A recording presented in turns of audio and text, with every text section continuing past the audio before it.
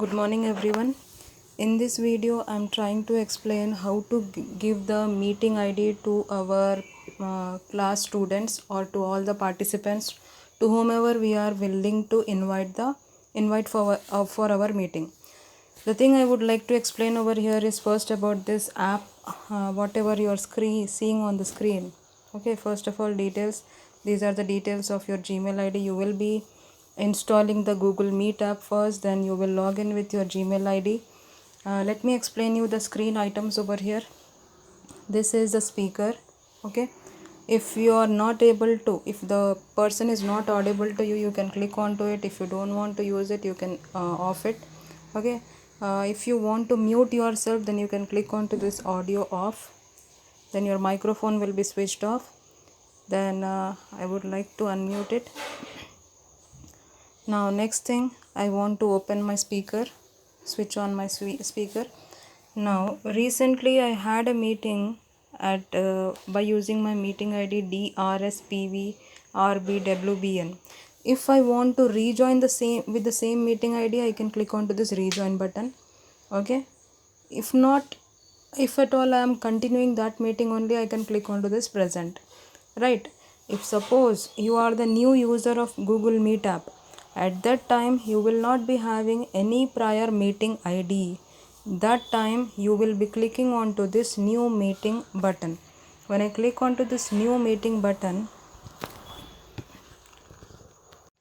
it is navigating me to a new page where it is sharing me the details of my new meeting.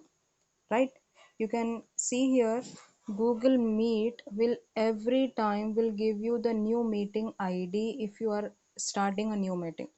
If suppose you are willing to use the same meeting ID, then you need to keep your meeting ID securely so that you can reuse it as many times as required. Now the next option is how can I invite to other people. So when I have this my meeting ID, I have an share option over there. You can select any of your sharing options. Suppose I'm using the SMS for forwarding my details. So I'm forwarding the details of the meeting ID to Madhavi ma'am. So I have forwarded the details. Okay, so this completes my invitation sending. If not, this is not the way, then the other way you can go for WhatsApp, Gmail ID, any other thing, right? And the next thing that I would like to explain over here is the number of people in your meeting is only one, that is me. If the more number of invitees I will send, more number of people can join me. So all those people you can see onto your screen. Next thing is message. If suppose you want to write a message to the participants, that you can write it over here, text it over here, and everyone can see your message, right? And the next information, I is nothing but the information of your meeting ID. Suppose during your meeting you are going to invite a new person, that time you can share again the same thing by going to the clicking onto the share button. Use any of the options that is desired to you, either the WhatsApp, the SMS, the Gmail, the Facebook, anything. Once you do it, the particular message will be forwarded to the end user.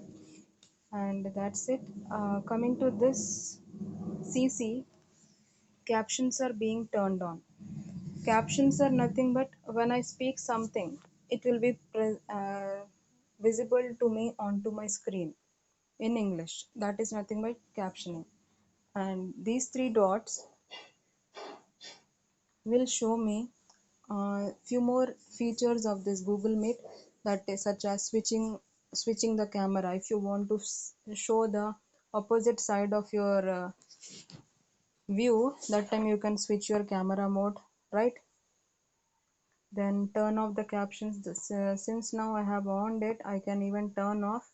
Turning on means if at all any of the participants would have been there, it would have turned on. Since there is no participant, it is not visible to us right now, right? Present the screen. If I want to share any of my screen, so it will ask you for sharing the screen, and this